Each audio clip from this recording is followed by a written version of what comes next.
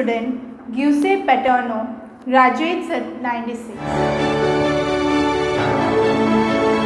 At 96, Giuseppe Paterno has faced many tests in life: childhood poverty, war, and more recently, the coronavirus pandemic. Now he has nailed an exam that made him Italy's oldest university graduate. This week, the former railway worker stepped forward to receive his diploma and the traditional laurel wreath awarded to Italian students when they graduate, applauded by his family, teachers, and fellow students more than 70 years his junior.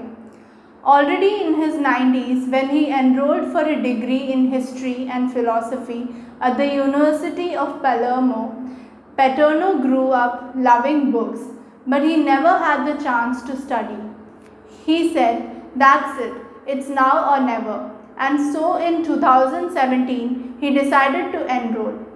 He also understood that it was a little late to get a 3-year degree, but he said to himself, "Let's see if I can do it."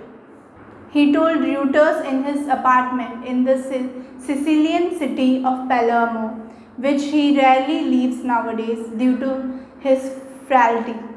On Wednesday, he graduated first in his class with top honors, receiving congratulations from the University Chancellor Fabrizio Micari. Growing up in a poor family in Sicily in the years before the Great Depression, Paterno received only basic schooling as a child.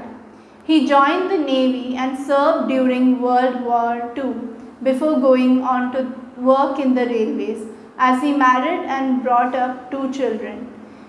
In a society focused on rebuilding after the war, work and family were the priorities. But Paterno wanted to learn and graduated from high school at the age of 31, always harboring a desire to go further. Knowledge is like a suitcase that he carries with him. It is his treasure, he says. As a student, he tapped out his essays on the manual typewriter his mother gave him when he retired from the railways in 1984. He abstains from Google in favor of printed books and was tempted by the late-night student parties of his 20-year-old classmates, who applauded him warmly at the graduation ceremony. "You are an example for younger students," his sociology professor Francesca Risotto told him after he passed his final oral examination in June. Paterno confessed to a little unease with the video calls that replaced classroom teaching during the coronavirus shutdown, but said he was put off by the disease itself after the war and everything else he had been through. "All of that strengthened us, all of my peer group, all of those who are still alive," he said. "It didn't really scare us that much." As for what he planned to do next, he said he was not about to stop now he had graduated. His project for the future is to devote himself to writing. He wants to revisit all the texts he didn't have a chance to explore further. That is his goal. Paterno must be taken as an inspiration for all those who value knowledge over other treasures of the world.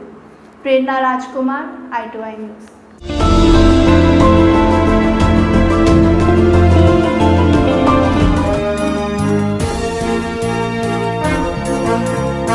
I2I News, an eye for truth.